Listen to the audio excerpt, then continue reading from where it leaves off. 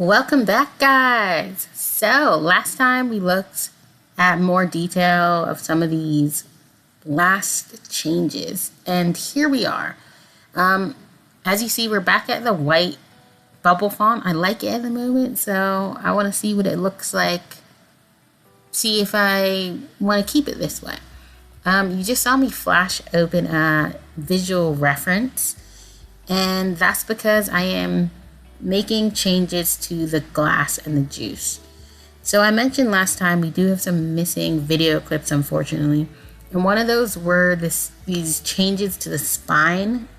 As you can see, there's a lot more bones, and you guys didn't see me do that. I basically shrunk the whole skull, and I made the top of the shoulders and the neck show, so you can actually see kind of more of this person's form. I also created the hand that you can see holding the glass. I looked at, just like you saw me do before with looking at the skull visual references of the x-ray, I looked at a hand. And no, I didn't find one holding a glass, but I basically looked at a picture of a hand holding a glass. I also looked at a picture of a hand in an x-ray, and I created these sections part by part, and similarly was using the pencil tool and the white selection tool to tweak it to my liking. Today we're going to be looking at the glass. I didn't like the shape of the glass I had last time. I didn't think it was as realistic, so we're literally just picking it apart and making it more of a realistic shape. I think it would be longer than this one, at least for this quantity of liquid E1 in here. And I've actually fallen upon a kind of neon green at the moment. I think it's just because neon colors seem to really complement black, dark backgrounds. So I wanted to toy around with that. And we completely scaled back because you guys may remember from the last video, we were looking at a lot of multicolors in the text and in the juice. And we're jumping way back from that and trying a new direction now because, I mean, it itself, multicolors, eye-catching, sure, but it felt a little forced, and I think I was just seeing that, it didn't fit this new direction as much. So I just got a girl. It didn't really matter who it was, and just am using that as a template so I can try and get these more realistic kind of reflections of light and tone changes you'd see in liquid. So I'm literally mirroring my glass shape and my liquid to this photograph because I think staying to that really flat version of before, where I just had different colors, was more suited to the final draft, not this final version. Just like we added more intricacies in the hair, in the spinal area, the nose area, I think after playing around with it a lot, I realized we should do that here as well. So what I'm literally doing, guys, I put this photo on a layer, and I put my green liquid on top of it. I have lowered the transparency, and that is so I can more clearly see some of these folds, like you can see in the water here, some of these reflections of the glass and what that looks like. Now our hand is actually coming from the other side, which won't really matter for what we're doing. And it's actually good that I found this photo because the girl's hand is not covering any of those details that I basically want to mirror in mine. So this is where we're starting off, and we're really gonna bring this whole juice section on a different direction. We are speeding this part up.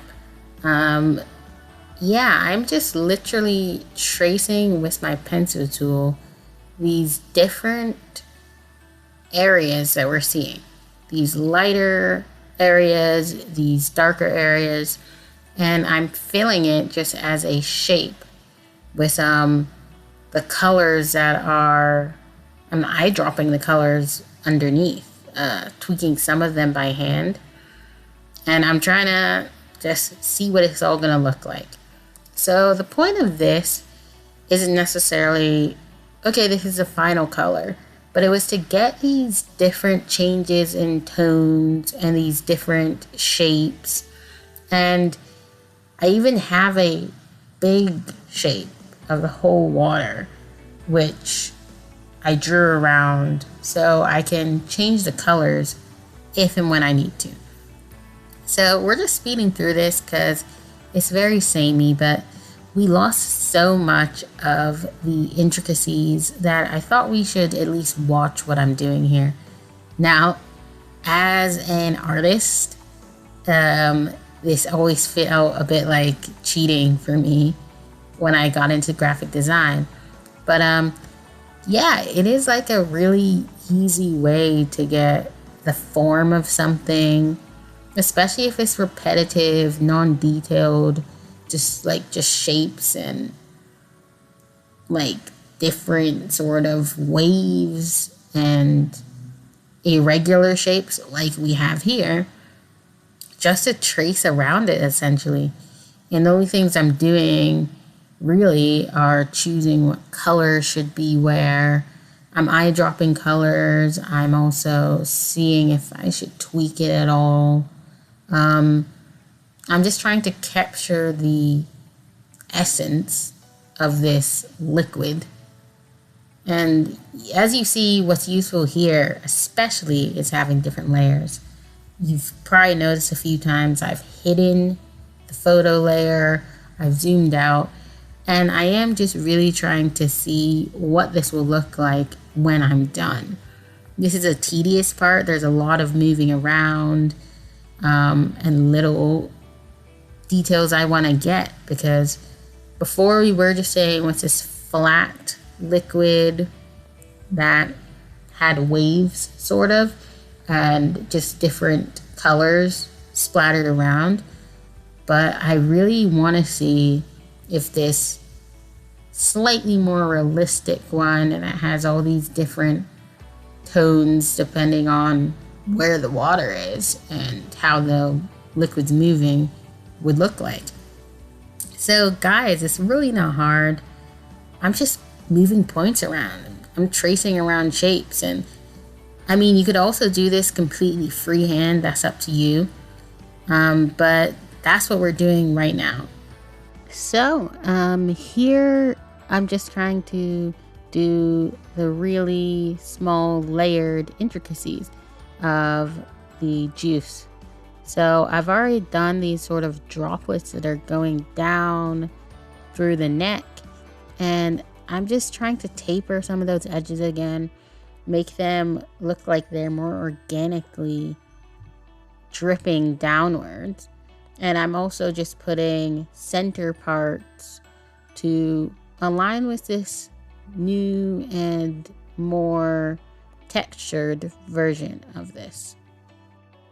What do we have here? We have a visual reference again, guys. And here I'm actually doing what we saw me do earlier in the actual green drink, which is I am shortcutting my way by tracing around these just to get this bubbly look. So just like in this image, we see the bubbles. I'm gonna actually trace around not only the shape of the bubble itself, but then some of those darker tones that we see, because we're really just layering now, guys. We want to layer this to just add more intricacies, add more detail, and that's really how we get to A to B to C. Selected in purple are the bubbles that I just made. And I'm changing the opacity because I do want it to pop against the green. This isn't like a clear drink.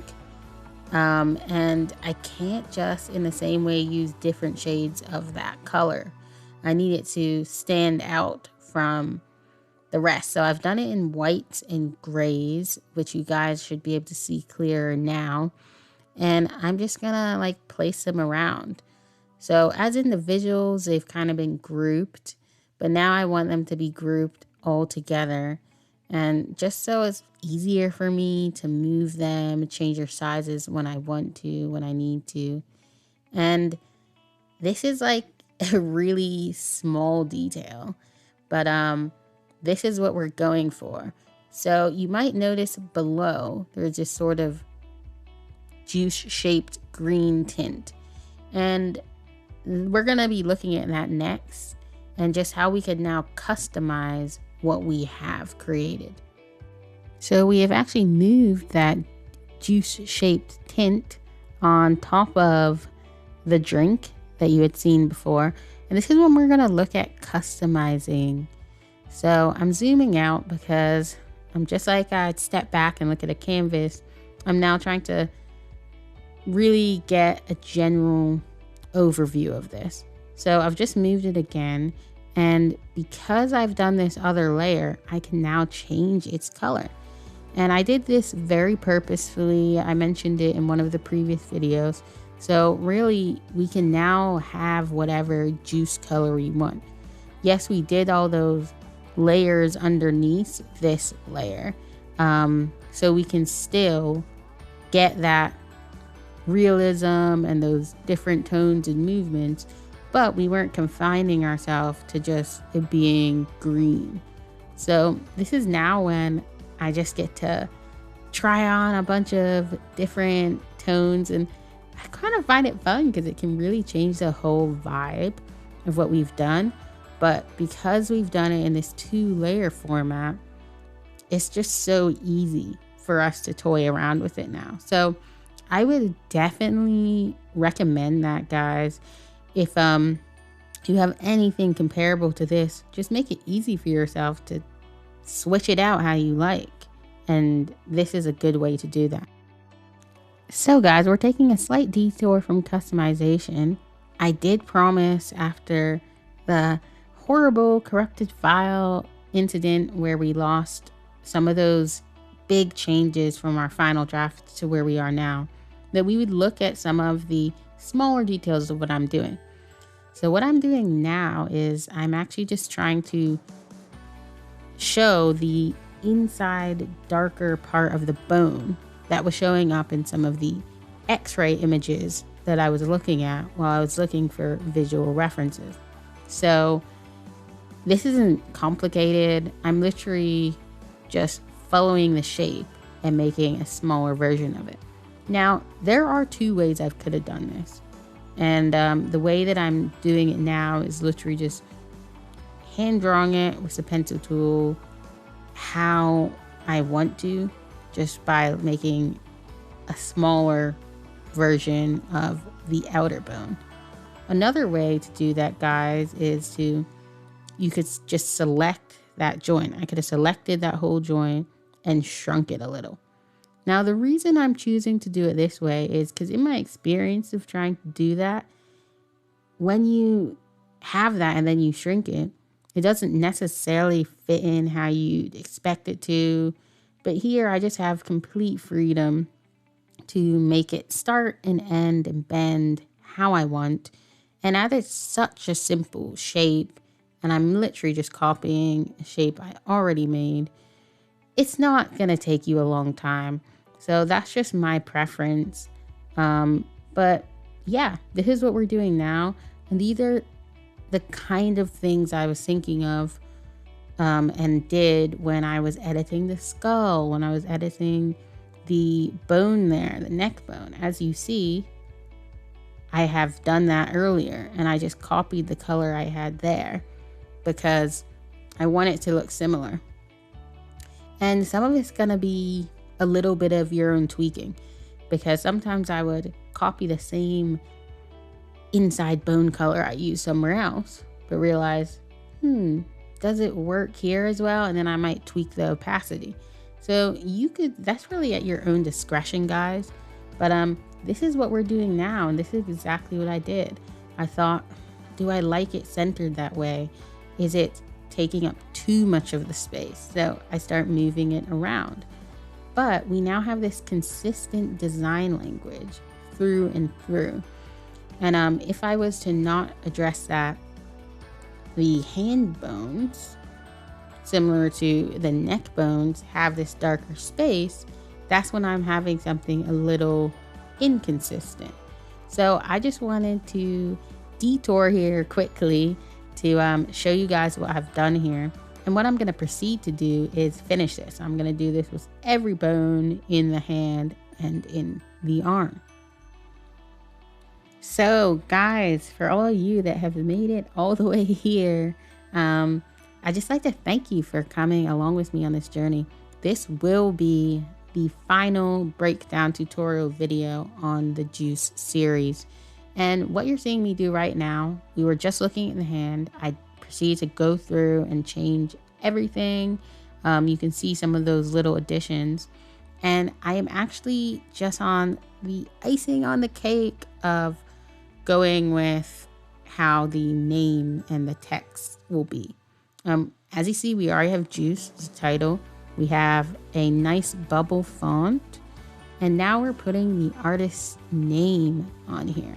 And at this point, I reached out to the client and I said, how do you want your name? Do you want your first name? Do you want your first and last name? Do you want a nickname?